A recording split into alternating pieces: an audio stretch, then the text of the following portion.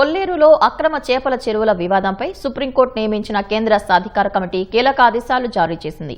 అక్రమ చెరువుల ధ్వంసానికి అటవీ శాఖకు పూర్తిగా సహకరించాలని కలెక్టర్కు నిర్దేశించింది.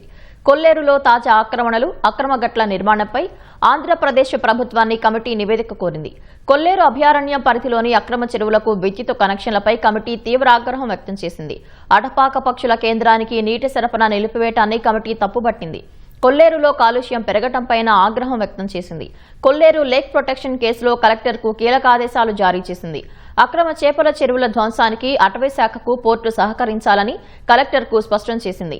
స్థానిక యంత్రాంగం సహకరించడం లేదని అటవీ పర్యావరణ శాఖ కమిటీకి ఫిర్యాదు చేసింది. కూల్చివేతలకు అడ్డు తగులుతున్నారని ఫిర్యాదులో పేర్కొంది. దీంతో తక్షణమే రంగంలోకి దిగాలని ఏలూరు జిల్లా కలెక్టర్ను కేంద్ర సాధికార కమిటీ ఆదేశించింది. అటుపాక పక్షుల సంరక్షణ కేంద్రం ఎండిపోవడంపై, పక్షుల మనుగడ ప్రమాదంలో పడటంపై పిటిషనర్ ఆందోళన వ్యక్తం చేశారు. దీంతో కొల్లేరు సరస్సు కలుషితంపై సమగ్ర సమాధానం ఇవ్వాలని ఆంధ్రప్రదేశ్ ప్రభుత్వాన్ని కేంద్ర సాధికార కమిటీ ఆదేశించింది. అక్రమ చెరువులకు విద్యుత్ కనెక్షన్లు ఇవ్వడంపై కమిటీ తీవ్ర అసంతృప్తి వ్యక్తం చేసింది. కూల్చివేతల పురోగతితో పాటు కాలుష్య నివారణ చర్యలపై నివేదిక సమర్పించాలని ఆదేశించింది.